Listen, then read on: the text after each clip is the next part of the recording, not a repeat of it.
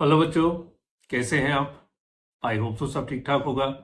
चलिए सब बात आज की करते हैं जी। सर क्या बात करनी है आज?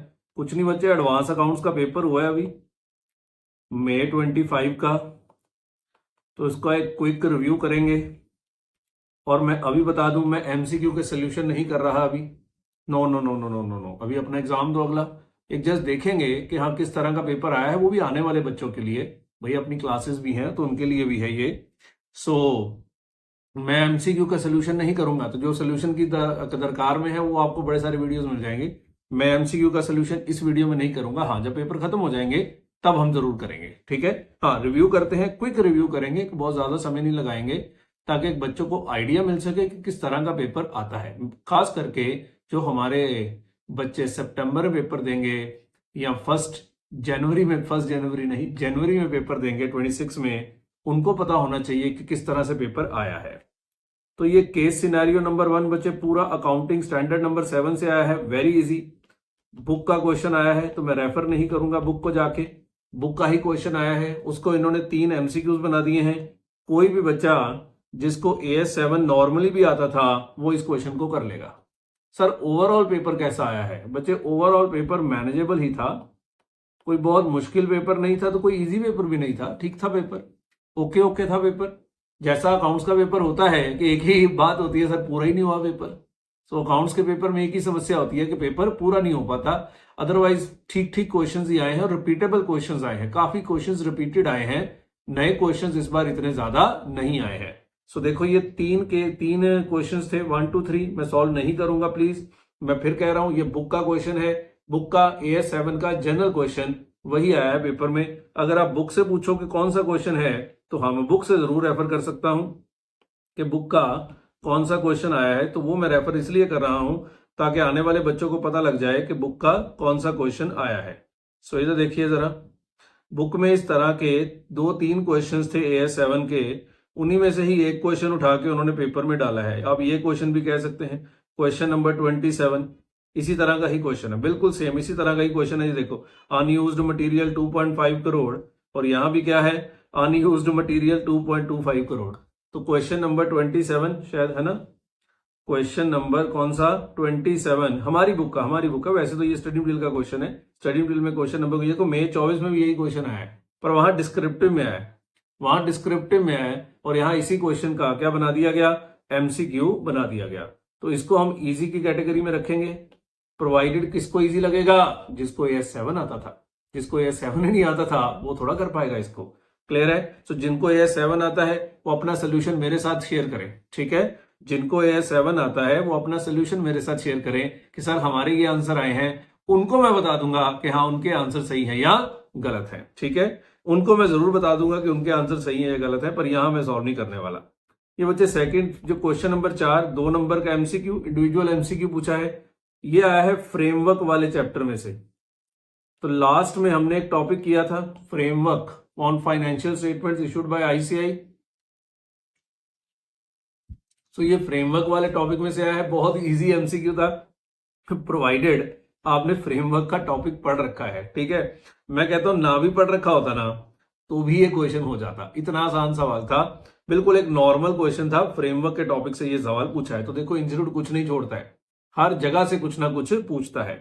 उसके बाद ये वाला जो एमसीक्यू है ये भी इंडिविजुअल एमसीक्यू था, 2 नंबर का एमसीक्यू था, और ये अकाउंटिंग स्टैंडर्ड 26 बुक का ही क्वेश्चन आया है। मैं क्वेश्चन नंबर जरूर रेफर कर सकता हूं उनके लिए कि जिनको AS आते हैं, कि उनको पता लग जाए कि देखो सिमिलर बुक के क्वेश्चंस को ही, मैं हमेशा क्लास में बोलता हूं एमसीक्यू ये कहां से बनाते हैं, बुक के क्वेश्चंस को ही कन्वर्ट कर करके ये लोग एमसीक्यू बना देते हैं। और ये मेरी बुक के क्वेश्चन नहीं है बेटे, इंस्टीट्यूट की बुक के क्वेश्चन है, सबकी बुक में ये क्वेश्चन होते हैं, मेरी बुक में गले नहीं है। ये वाला क्वेश्चन है क्वेश्चन नंबर 15, देखो पहले भी पेपर में आया हुआ है, मैंने ये क्वेश्चन शायद 2 बार दिया था अपनी किताब में, नहीं एक ही बार है कि 2 बार है, एक ही बार है।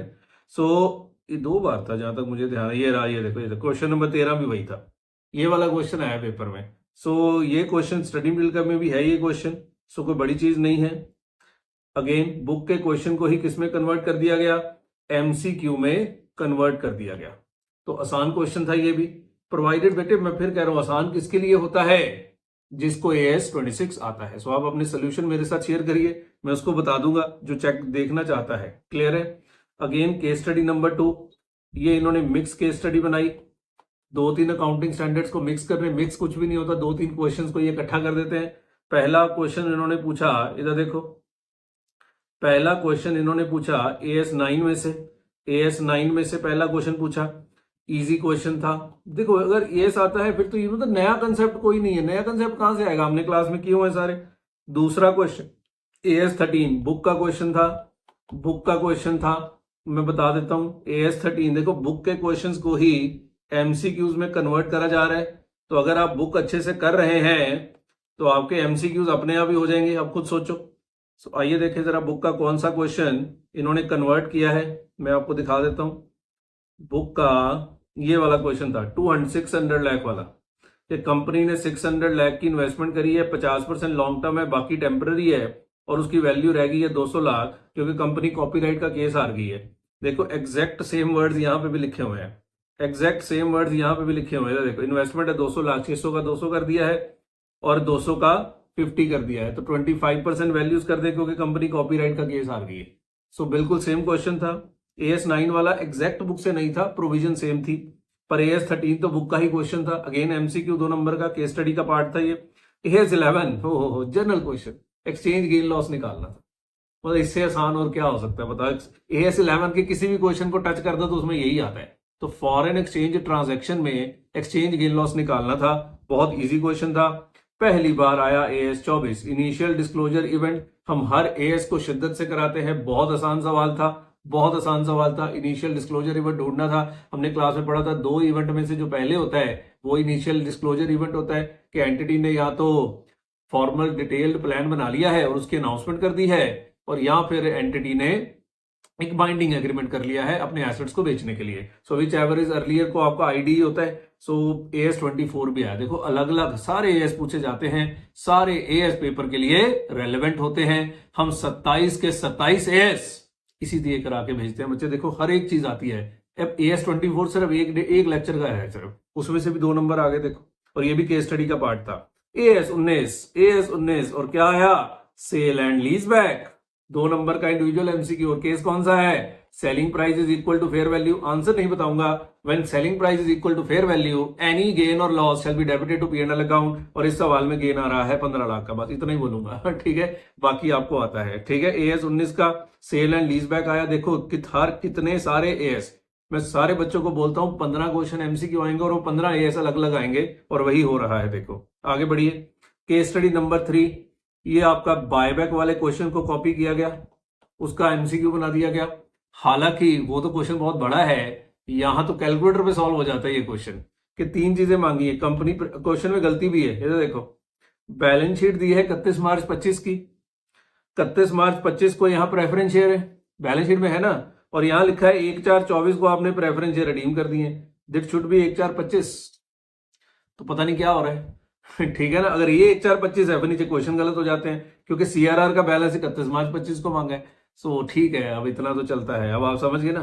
तो ये कौन सा क्वेश्चन है बच्चे, एक ही क्वेश्चन है जिसमें इसॉप्स का पॉइंट था, स्टॉक ऑप्शंस का पॉइंट था, ये वो वाला सवाल है। हालांकि वहां तो हम पूरा सॉल्व करते हैं, यहां तो कुछ करने की जरूरत ही नहीं, कैलकुलेटर पे हो जाता है क्वेश्चन।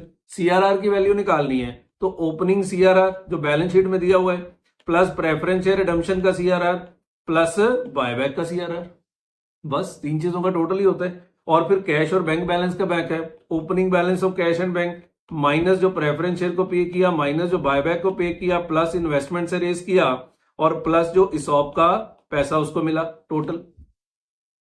तो ये तो सॉल्व करने की जरूरत ही नहीं, कैलकुलेटर पे हो जाते हैं ये तो। और उसके बाद रिजर्व्स एंड सरप्लस का बैलेंस मांगा है, कि रिजर्व्स का बैलेंस बताओ एक्सक्लूडिंग CRR। सो रिजर्व क्या है, ओपनिंग जनरल रिजर्व माइनस जो 2 CRR बनाए, एक इन्वेस्टमेंट बेचने का गेन है वो ऐड कर दो, बस हो गया रिजर्व्स का बैलेंस। सो आंसर नहीं करेंगे हम, बट ये क्वेश्चन कौन सा था मैं आपको दिखा दूं।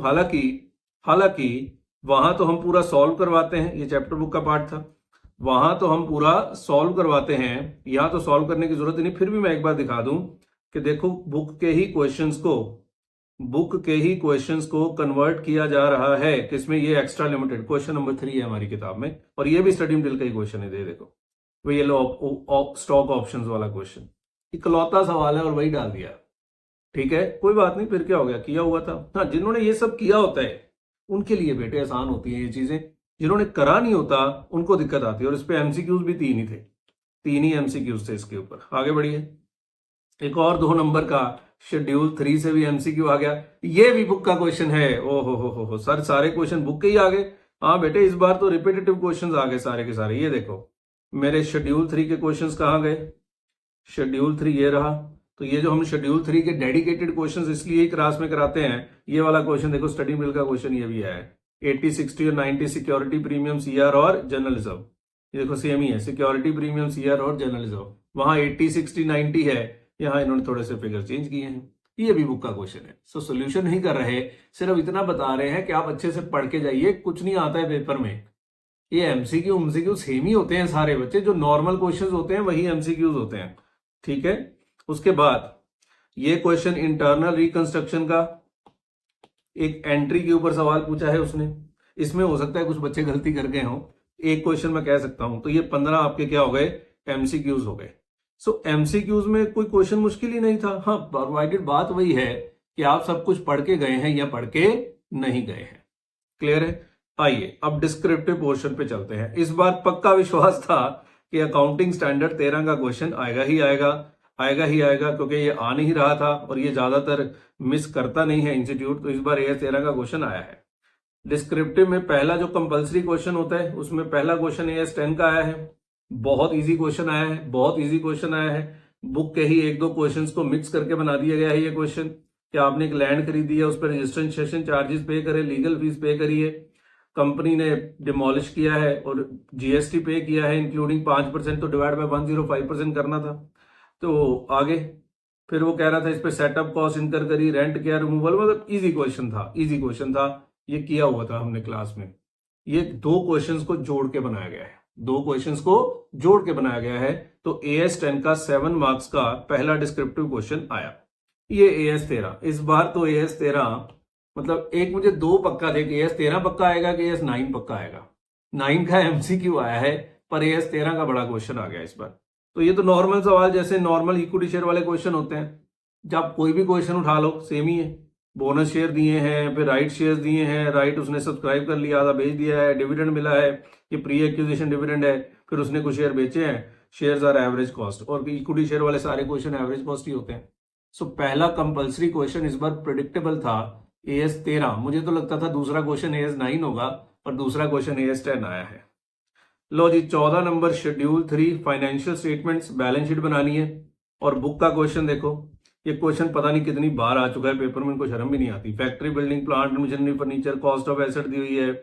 ये देखो शेयर होल्डर ने कॉल नहीं पे करी, अब बार बार अब एक ही एंट्री डाली जा रही है। पहले भी आया हुआ है, प्रॉफिट ऑन रीइश्यू उसने पीएनएल में डाल दिया, term loan from financial institution. कितने क्वेश्चन है इस तरह के, पता ही नहीं कितने क्वेश्चन है। ये डिविडेंड है, मतलब अब तो मैं बुक में भी नहीं जाऊंगा, रिपीट क्वेश्चन है, रिपीट क्वेश्चन है, बुक का क्वेश्चन है, बुक का क्वेश्चन है। अब मैं बुक पे नहीं जा रहा, ठीक है, बुक का क्वेश्चन है। अब बैलेंस शीट वाले, कल ही बैलेंस शीट बनानी है, और बैलेंस शीट वाले 2-3 क्वेश्चन दिए हुए इस तरह के, स्टडी मिल से लिए हमने भी, पहले भी पता नहीं कितनी बार ये क्वेश्चन पेपर में आ चुका है। तो ये 14 नंबर का इस बार फाइनेंशियल स्टेटमेंट्स का क्वेश्चन आ गया। अगेन बुक का क्वेश्चन। ये कौन है, ये आया कैश फ्लो।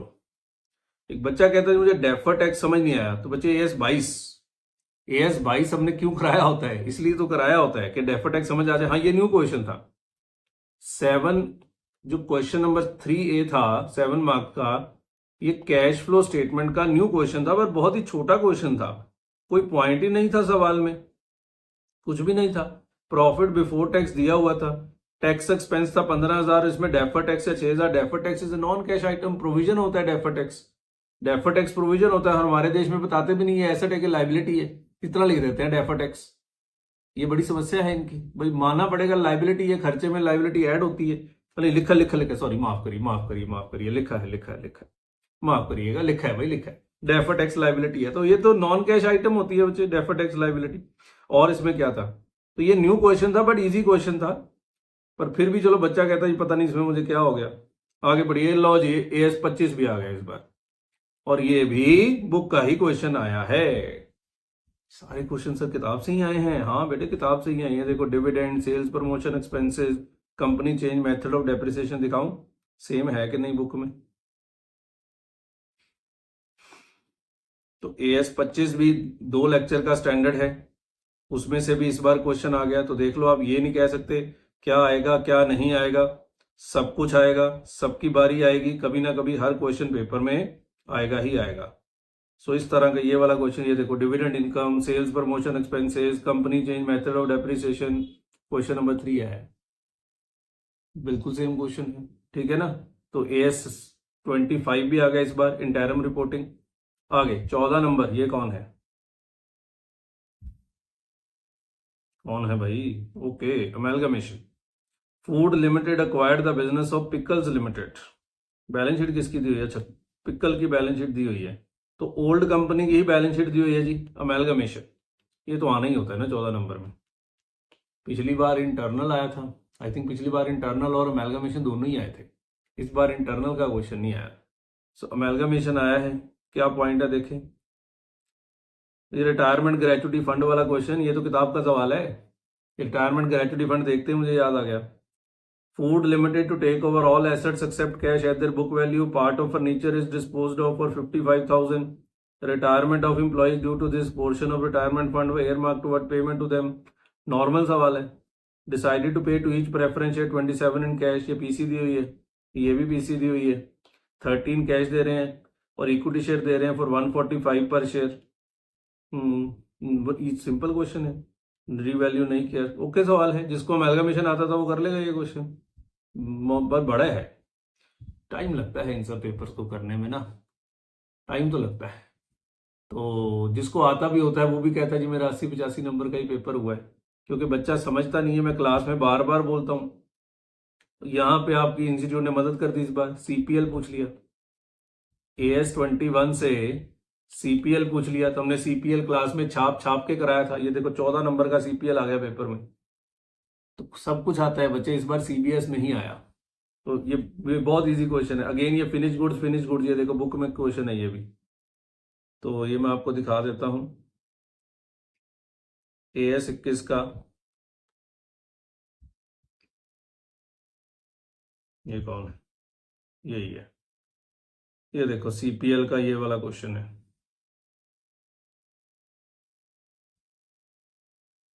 ये मैं इसलिए दिखा रहा हूं कि कुछ नया नहीं करना होता, जो बच्चे अगला अटेम्प्ट देंगे ये उनके लिए है। ये देखो कहाँ गया, ये देखो फिनिश गुड्स इसी का छोटा भाई है। ये थोड़ा बड़ा क्वेश्चन था, ये पहले भी पेपर में आया हुआ है, ये थोड़ा बड़ा क्वेश्चन था, इसका छोटा भाई पूछा है पेपर में। ये देखो भाई, dividend income, other non operating income, उसी का ही छोटा भाई बनाया गया है। तो ये देखो finish goods, dividend income, other non operating income, इसमें एडजस्टमेंट्स भी कम है। बहुत आसान क्वेश्चन था, बहुत आसान सवाल था CPL का। ये कौन है? कौन है तुम? अच्छा, फाइनेंशियल स्टेटमेंट्स में वो आता नहीं कि बताओ कंपनी डेक्लेरेशन ऑफ डिविडेंड, नहीं नहीं नहीं नहीं, ये तो AS 21 का है, सॉरी, माफ करिएगा, गुडविल निकालना भाई, कैपिटल इज अवर गुडविल निकालना है। लो क्या है, profit earn during the year दिया हुआ है, 5% dividend declared and paid by tyre limited for 23-24। तो ठीक है, पिछले साल का डिविडेंड है 23-24 का, 31 मार्च, तो प्री एक्विजिशन डिविडेंड है क्योंकि आपने लास्ट डेट पे शेयर खरीदे 31 मार्च 24 को। तो बिल्कुल आसान है, अज्यूम करो dividend is paid out of post acquisition profit. है को हाल दसो, पोस्ट एक्विजिशन प्रॉफिट कैसे हो सकता है, पिछले साल का डिविडेंड है। तो पता नहीं, आपको कहता है 2 बार सवाल करो। मान लो डिविडेंड पोस्ट से दिया है, मान लो डिविडेंड प्री से दिया है, तो ठीक है पोस्ट वाला कर लो, क्या दिक्कत है, किया हुआ है हमने क्लास में। लो जी, थ्योरी भी आई है इस बार, तो हमेशा आती है लास्ट क्वेश्चन नंबर 6 में। सो क्वेश्चन नंबर 6 का पहला पार्ट 4 नंबर AS 21 से आया है। वगैरह अकाउंटिंग स्टैंडर्ड क्या है, ऑब्जेक्टिव, जो सबसे शुरू में कराते हैं हम, सबसे शुरू में कराते हैं। देखो ये भी हमने कराए हुए थे, ऑब्जेक्टिव्स और एडवांटेजेस ऑफ अकाउंटिंग स्टैंडर्ड्स। ये देखो, कोई चीज फालतू नहीं होती, पहला चैप्टर, ये देखो पहला चैप्टर, ये देखो ऑब्जेक्टिव्स ऑफ अकाउंटिंग स्टैंडर्ड और एडवांटेज बताओ। सिमिलर क्वेश्चन आ गया पेपर में, मेरे थोड़ा है ये, स्टडी मिल के क्वेश्चन है ये सारे। क्लियर है? ये कौन है? इम्पेयरमेंट लॉस बताना है, AS 28 का क्वेश्चन है। तो थ्योरी नहीं करनी ना करो, आप AS 28 का प्रैक्टिकल कर लो, नॉर्मल क्वेश्चन है ये भी। ये तो हर बार आता है, कंपनी डेक्लेरेशन और डिविडेंड रूल्स। फाइनेंशियल स्टेटमेंट्स का पहला क्वेश्चन चैप्टर का, फाइनेंशियल स्टेटमेंट चैप्टर का पहला क्वेश्चन, एक मिनट रुको जरा बताता हूं। ये वाला क्वेश्चन नंबर 1, ये देखो एवरेज रेट ऑफ डिविडेंड यहाँ 12 है, यहाँ कितना है? एवरेज रेट ऑफ डिविडेंड यहाँ 12.5 है। बताओ कितना डिविडेंड दे सकते हैं? Certain the amount that can be utilize for company declaration of dividend rules. ये पहले भी आया था, मई 24 में भी आया था ये पेपर में। ये देखो ये लास्ट में मैंने डाला था इस बुक में, मई 24 में भी आया था ये क्वेश्चन। मैं टेस्ट में डालता होता हूँ। ये देखो मई 24 मुझे याद था, मई 24 में भी आया था। वहां थोड़ा अच्छा बना के दिया था, यहाँ तो कॉपी कर दिया बिल्कुल इसे। वहां थोड़ा अच्छा बना के दिया था। 6 नंबर ब्रांच। अब ब्रांच एक तो लास्ट में पूछते हैं, और इस बार वो क्वेश्चन आया जो मैंने भी क्लास में लास्ट में ही कराता हूँ, होलसेल ब्रांच वाला। होलसेल ब्रांच वाला ये देखो, और ये क्वेश्चन बुक का क्वेश्चन है। ये देखो goods send to branch Chennai, Hyderabad, office sales, office expenses, staff salary. मैंने अभी थोड़ी देर पहले ब्रांच कराया, और ये क्वेश्चन सबसे लास्ट में होता है क्लास में, क्योंकि ये डिपेंडेंट ब्रांच का आखिरी टॉपिक होता है। डिपेंडेंट ब्रांच का ये आखिरी टॉपिक होता है। ये तो देखो ये वाला क्वेश्चन, ये देखो wholesale head office and retail branch, और ये वाला क्वेश्चन है क्वेश्चन 24, ये मई 15 पहले भी आया है, और स्टडी मटेरियल का क्वेश्चन है। Prepare trading and profit and loss account of head office and branch, ये वाला क्वेश्चन पूछा है। ये देखो ब्रांच बड़ा क्वेश्चन नहीं आ रहा, इतनी मेहनत हो रही है ब्रांच पे हमारी, इतना टाइम जाता है ब्रांच पे। मई 24 पेपर हो गया, सितंबर 24 हो गया, जनवरी 25 हो गया, मई 25 हो गया, हर बार ब्रांच का आखिरी क्वेश्चन ही आया है। इंस्टीट्यूट भाई ये बता दो अगर ये सेट पैटर्न है। जब बच्चे को लगेगा कि मैं तो ब्रांच का कोई आर्बिट्राज कर लूं, कि ब्रांच की जगह कोई और कर लूं, उस सवाल तुमने इसको 14 नंबर में डाल देना है। पर ऐसे सोचना नहीं है भाई, तुम तो सारा कुछ करके जाओ। 6 नंबर का क्वेश्चन तो आता ही है, और बड़ा इजी क्वेश्चन आया है। तो इस बार पेपर कट कॉपी पेस्ट ज्यादा था। यस, कई बार इंस्टीट्यूट न्यू क्वेश्चंस काफी पूछता है, पर इस बार इंस्टीट्यूट ने न्यू क्वेश्चंस इतने ज्यादा नहीं पूछे हैं। कट कॉपी और पेस्ट ज्यादा किया गया है। तो इजी टू एवरेज पेपर था। हाँ पूरा नहीं हुआ होगा, ये बात पक्की है, पूरा नहीं हुआ होगा, बट स्टिल अच्छा पेपर था। ऐसा पेपर तो कम से कम आना ही चाहिए। ठीक है, आई होप सो पेपर अच्छा गया होगा। आप एमसीक्यू सोल्यूशन मुझे बताइए, मैं आपको उसके आंसर्स बता दूंगा, और वीडियो में नहीं डिस्कस करूंगा। बच्चे डिस्ट्रैक्ट होते हैं। ठीक है, मैं तो थंबनेल में भी लगाने वाला हूँ, MCQ solutions want be provided. ठीक है, चलिए हाँ कल क्लास में सॉल्व करेंगे अपनी, जो हमारी फेस टू फेस क्लास है, वहां पे हम क्लास में ये एमसीक्यू सारे सॉल्व करवाएंगे। चलिए, all the best for your next exams, और all the best for the सितंबर 25 वाले पे बच्चे और जनवरी वाले बच्चे। बहुत बहुत धन्यवाद।